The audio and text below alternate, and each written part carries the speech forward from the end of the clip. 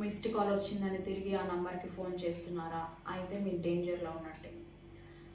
Missed call వచ్చింది కదా అని మీరు తిరిగి కాల్ చేస్తే ఆ కాల్ చేసిన వాళ్ళు ఎవరైతే ఉన్నారో వితిన్ 3 సెకండ్స్లో మీ మొబైల్ని హ్యాక్ చేసి ఆ మొబైల్ నెంబర్కి అటాచ్ అయి ఉన్నటువంటి మీ అకౌంట్ డీటెయిల్స్ కావచ్చు, పాన్ డీటెయిల్స్ కావచ్చు, ఆధార్ డీటెయిల్స్ కావచ్చు, ఈ డీటెయిల్స్ అన్నిటినీ తీసుకొని అమౌంట్ అయితే కాజేస్తున్నారు అని చెప్పి ఇటీవల సైబర్ క్రైమ్ వాళ్ళు అయితే తెలియజేశారు.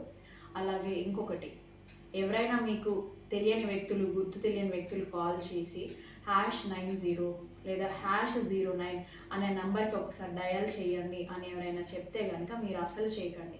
అలా చేస్తే మీ సిమ్ని వాళ్ళు యాక్టివేట్ చేసుకొని మీ పేరుతో ఉన్నటువంటి ఆ నంబర్తోని వాళ్ళు నేరాలు చేయడానికి అయితే పాల్పడే అవకాశం అయితే ఉంది.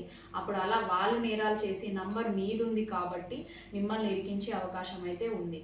సో అందుకే అన్నోన్ పర్సన్ నుంచి వచ్చే కాల్స్ పిక్ చేసుకోకండి. అలాగే ఎవరికైనా మొబైల్ నేను ఒక కాల్ చేసుకోవాలి, ఒకసారి మొబైల్ ఇస్తారా అని అడిగే వాళ్ళకు కూడా మొబైల్ ఇచ్చే ముందు 1-2 సార్లు చెక్ చేసుకొని మాత్రమే మీరు మొబైల్ ఇవ్వండి. అపరిచిత వ్యక్తుల్ని నమ్మొద్దు. ఆదమరచి ఉండకండి. ఆదమరిస్తే మీ ఖాతాలు ఖాళీ అయిపోతాయి. ఒకవేళ మీరు ఇలాంటి ఏదైనా ఫేస్ చేస్తే వెంటనే లైక్ ఇట్లా జరిగింది, అమౌంట్ లాస్ అయ్యామని మీకు అనిపిస్తే సైబర్ క్రైమ్ వాళ్ళకైతే ఇన్ఫామ్ చేయండి. 1930 నెంబర్కి అయితే మీరు వెంటనే ఇన్ఫామ్ చేస్తే మీరు ఎక్కువ అమౌంట్ లూజ్ అవ్వకుండా అయితే ఉండగలుగుతారు. అండ్ ఈ కొన్ని నంబర్స్ అయితే ఉన్నాయి, వాటి నుండి వచ్చే కాల్స్ అసలు మీరు పిక్ చేయవద్దు. +375 +975 ఇలా కొన్ని కోడ్స్ ఉన్నాయి.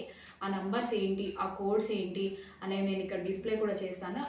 వాటితో వచ్చేటటువంటి ఆ కోడ్స్తో వచ్చేటటువంటి నంబర్స్ని అయితే మీరెవరు పిక్ చేయొద్దు. అజాగ్రత్తగా ఉండొద్దు, డబ్బులు పోగొట్టుకోవద్దు.